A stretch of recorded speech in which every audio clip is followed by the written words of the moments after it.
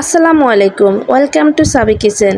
আজকে আমি তৈরি করে দেখাবো চিকেন মোমো। ঘরে থাকা অল্প উপকরণ দিয়ে কিভাবে চিকেন মোমো তৈরি করা যায় সেটা আমি আজকে আপনাদের সাথে শেয়ার করব। আশা করি সকলের অনেক ভালো লাগবে। প্রথমে আমি মোমো তৈরি করার জন্য চিকেনের পুরটা তৈরি করে নেব। এখানে আমি মুরগির বুকের মাংসগুলো নিয়ে নিয়েছি। অবশ্যই হাড় ছাড়া মুরগির মাংস নিতে হবে। প্রথমে আমি মাংসগুলোকে ছোট ছোট করে কেটে নেব। এরপর একদম ছুরি দিয়ে কিন্তু একদম কিমার মতো করে নিব। আজকে আমি নাইফ দিয়ে কিন্তু ছোট ছোট কিমা করে নিচ্ছি। আপনারা চাইলে ছোট ছোট করে কেটে ব্লেন্ডার করে নিতে পারেন। এখন আমি একটি বাটির মধ্যে উঠিয়ে নেব। এরপর আমি মোমোর পুরটা তৈরি করে নেব। তার জন্য একটি প্যানের মধ্যে পরিমাণ মতো তেল দিয়ে দিয়েছি। তেলটা হালকা গরম হয়ে আসলে এর মধ্যে দিয়ে দিয়েছি পেঁয়াজ কুচি। পেঁয়াজটা একটু নেড়ে ছেড়ে এখন দিয়ে দেব আমি 1 চামচ পরিমাণে রসুন বাটা, 1 চামচ পরিমাণে আদা বাটা। এখন দিয়ে আমি পেঁয়াজের সাথে ভালো করে মিক্স করে নেব। ভালো করে মিক্স করা হয়ে গেলে এর মধ্যে দিয়ে দেব আমি যে চিকেনকে কিমা করে রাখছি ওই চিকেনটা দিয়ে দেব। দিয়ে এখন আমি ভালো করে নেড়ে চেড়ে এখন একদম ভালো করে মিশিয়ে নেব। এখন দিয়ে দিব বাকি উপকরণগুলো। দিয়ে দিচ্ছি স্বাদ মতো লবণ, দিয়ে দিচ্ছি 1 টেবিল চামচ পরিমাণে গরম মশলার গুঁড়ো, পরিমাণ মতো মরিচের গুঁড়ো, 2 টেবিল চামচ পরিমাণে সয়া সস আর 2 টেবিল চামচ পরিমাণে টমেটোর সস দিয়ে এখন সব কিছু আমি ভালো করে নেড়ে চেড়ে মিশিয়ে নেব। ভালো করে নেড়ে চেড়ে মেশানো হয়ে গেলে ঢাকনা দিয়ে প্রায় 5 মিনিটের মতো করে আমি রান্না করে নেব। 5 মিনিট পর ঢাকনা সরিয়ে আমি ভালো করে আবার নেড়ে চেড়ে একদম মাংসটাকে ভালো করে কষিয়ে নেব।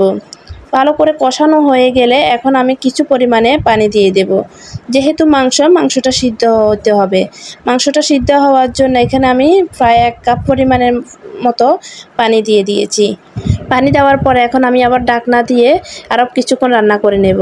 দেখেন আমার পানিটা কিন্তু আবার শুকিয়ে গেছে। এখন আমি কিছু কাঁচামরিচ দিয়ে মাংসটা রান্না করে নেব। মাংসটা রান্না হয়ে গেলে এখন মোমো তৈরি করার জন্য আমি ডোটা করে নেব। এখানে আমি প্রায় 2 কাপ পরিমাণে ময়দা নিয়ে নিয়েছি।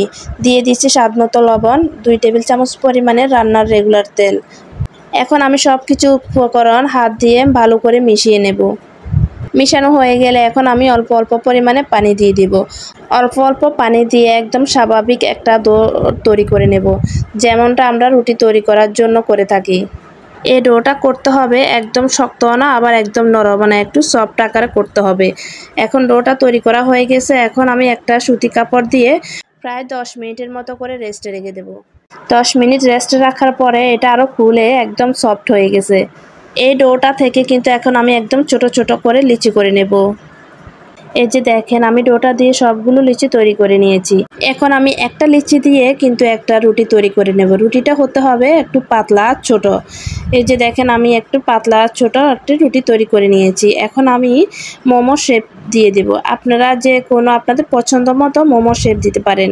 একটা কুচির মতো যে কোনো শেপ দিলেই কিন্তু হয়ে যায়। আপনারা আপনাদের পছন্দ মতো শেপটা করে নেবেন। তবে যাই হোক আমি এভাবে করে আমি সবগুলো মোমো কিন্তু তৈরি করে নিয়েছি। তবে যাই হোক এখন সবগুলো মোমোকে আমি বাপে দেওয়ার পালা। এখন মোমোগুলো বাপে দেওয়ার জন্য চুলা একটি পাতিল বসিয়ে দিয়েছি। পাতিলের মধ্যে কিছু পরিমাণে পানি দিয়েছি। পানিটা ফুটে আসলে এর মধ্যে একটি স্ট্রেনার বসিয়ে দিয়েছি। স্ট্রেনারের মধ্যে আমি তেল ব্রাশ করে নিয়েছি যাতে উঠানোর ক্ষেত্রে সুবিধা হয়। এখন আমি এক এক করে সবগুলো মোমো বসিয়ে দিলাম। দিয়ে ঢাকনা দিয়ে প্রায় 15 মিনিটের মধ্যে বাফিয়ে নিয়েছি। 15 থেকে 20 মিনিটের মধ্যে কিন্তু মোমোগুলো হয়ে যাবে। এই যে আমার মোমোগুলো হয়ে গেছে। এখন আমি এক এক করে সবগুলো মোমো উঠিয়ে নিচ্ছি।